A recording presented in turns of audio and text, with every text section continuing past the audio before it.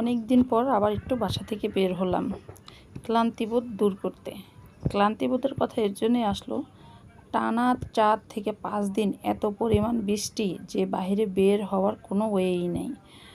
তো যাই হোক, এখান থেকে আমরা একটা রুগী দেখতে যাচ্ছি। রুগী বলতে ছোটো ভাইয়ের বোনেকে দেখতে যাচ্ছি, বড় বোনকে। ওর সিজার বেবি হয়েছে। তো এখান থেকে সবাই মিলে যাচ্ছি হাসপাতালে দেখতে। আর বাসায় মেয়েদের রেখে আসছি, যেহেতু পরীক্ষা চলছে তাই ছেলেকে সাথে করেই নিয়ে আসলাম।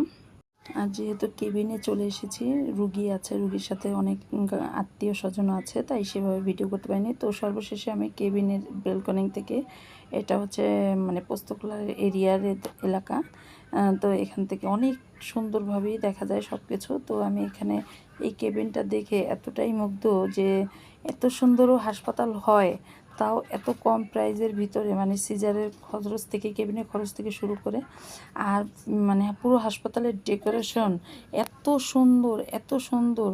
মানে একটা রুগী আসলে আমার মনে হয় যে এই ডিজাইন কিংবা এইসব সান্ত্বনা পেলেই মানে তার অর্ধেক রোগ ভালো হয়ে যাবে, এমন হচ্ছে বিষয়। আমার ডানে বাঁয়ে দেখেছেন ডেকোরেশনগুলো, মানে ডিজাইনগুলো, ফ্লোরের এই যে এটাকে প্লাস্টার রং বলে না কি বলে আমি জানি না, এত সুন্দর ক্লিন ছিল। আর একটা মজার বিষয়, এত বড় হাসপাতাল আপনি কোনো জুতা নিয়ে ঢুকতে পারবেন না, জুতাটা আপনাকে নিচে রেখে তারপর আসতে হবে। হাসপাতালটা মনে হয় মেবি 8 তলা হবে, আমার সঠিক খেয়াল নাই। এই যে আমরা এখন জুতা কাউন্টার থেকে নিয়ে তারপর এখন যাকে দেখতে এসেছি তাদের বাসায় চলে যাব।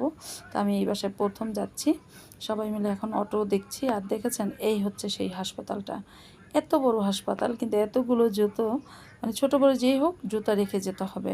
তো যাই হোক, এখান থেকে আমরা সরাসরি অটোতে চলে যাব। এই যে যাদের বাসায় যাচ্ছি সে নিয়ে যাচ্ছে আমাকে। তো সবাই মিলে দুপুরে ওখানে খাওয়া দাওয়া করে বিকেলে বাসায় চলে আসব। তো এখানে একটা মজার বিষয় হয় যে অনেক দিন পর আমি, মানে অনেক দিন পর কি, আমি এই বাসায় প্রথম এসেছি। তো সেই ক্ষেত্রে তারা অনেকটাই আদর আপ্যায়ন করেছে আমাকে, ভালো লেগেছে তাদের ব্যবহারগুলো। তো এটা তাদের বাসায় সরাসরি, এখান থেকে আমরা ব্যাগ রেখে চলে যাব। তারা নতুন বাসা করেছে, মানে নিজেরাই জায়গা কিনে নিজেরাই ফ্ল্যাট করেছে। তো খুশির সহিত তারা মানে আমাকে আর কি, যেহেতু আমি প্রথম গিয়েছি, আমাকে আর কি বাসাটা দেখানোর জন্য বলছে, চলেন আপু আপনাকে বাসাটা দেখে নিয়ে আসি, এবং কি আপনি যেহেতু ভিডিও বানান, এখান উপরে আমাদের ছাদের উপর থেকে অনেক সুন্দর ভিউ দেখা যাবে, আপনি ওটা ভিডিও শ্যুট করেন। তো এখানে নতুন বাসা যেহেতু, এর জন্য এই অবস্থা। তো সবাই মিলে চলে আসছি। ওনটা এখানে, এই যে এটা হচ্ছে ওনাদের ফ্ল্যাট। তো ওনাদের এই যে কথায় বলে না যে নিজের রুম নিজে যেভাবে খুশি সেভাবে ডিজাইন করে নেওয়া যায়। তো ওটা এখনও ওনাদের বাড়ির কাজ শেষ হয় না, অনেক কাজই বাকি আছে, কিন্তু তার ভিতরেও খুবই ভালো লেগেছে। আর সবচেয়ে বড় কথা হচ্ছে নিজের বাড়িঘর, নিজের বাসা, কি বলবো। তো যাই হোক, ওনাদের ডেকোরেশন বলেন, ডিজাইন বলেন, টাইলসের ডিজাইন, সব কিছুই খুব সুন্দর লেগেছে। সবচেয়ে বড় কথা হয়েছে নিজের একটা সম্পদ হয়েছে, বাড়ি হয়েছে।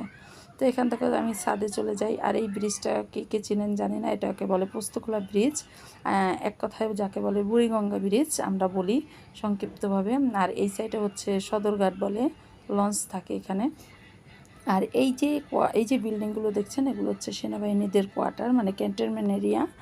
তো মানে এই সাইটের এরিয়াটা এত সুন্দর লেগেছে, যদি হতো বিকেল টাইম তাহলে আরও ভালো লাগতো, এবং কি আমরা অত কাছ থেকে যেয়েও নদীর মানে কাছ থেকে যেয়েও ভিডিওটা করতে পারতাম। কিন্তু যেহেতু প্রচণ্ড রোদ ছিল, প্রায় 4-5 দিন টানা বৃষ্টির পরে, তো এখানে আমি এই যে মানে ভিডিও করতেছি। এখানে ছাদে অনেক মানুষ ছিল, তাই একটু লুকোচুরি করে, মানে একটু এদিক ওদিক করে ভিডিওটা করা হয়েছে। আর এখানে হচ্ছে এই যে মেন রাস্তার সাইড, এই সাইডে ওভারব্রিজের কথা, মানে যাকে বলে ওভারব্রিজের এই রাস্তাটা এত চড়া ছিল, এত সুন্দর ছিল, মানে বললাম না, তাদের ছাদে উঠে আমার ভালোই লেগেছে। ওনাদের ছাদেও অনেক অনেক কাজ বাকি আছে এখনও। নিজের বিল্ডিং যেহেতু, উনি বসার ছাতা টাইপের যে ছাউনি বলে, এগুলো করতে যাচ্ছে, অনেক কিছুই করতে যাচ্ছে। তো যাই হোক, আর বুড়িগঙ্গা ব্রিজটা সেই ছোটোবেলা থেকে দেখে এসেছি, যখন লঞ্চে যেতাম আমরা, অপেক্ষায় থাকতাম কখন এই ব্রিজটা আমাদের চোখের সামনে পড়বে, কিংবা কখন আমরা এই ব্রিজটা দেখব। তো যাই হোক, আজকে আরও কাছ থেকে দেখা হলো ওনাদের বাসা, মানে আসার কারণে।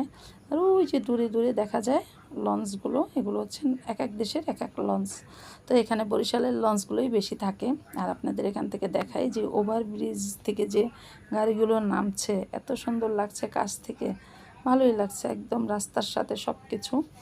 আর ওনাদের বাসাটা হচ্ছে 8তলা, আর এটা 8তলা ছাদের উপর থেকে এই ভিডিওটা করা। তো যাই হোক, এখান থেকে আমরা বাসা দেখে সরাসরি বাসায় চলে যাই খাওয়া দাওয়া শেষ করে। তো ভিডিওটা কেমন লাগলো লাইক কমেন্ট শেয়ার করে সাবস্ক্রাইব করুন, পাশে থাকবেন। আল্লাহ হাফেজ।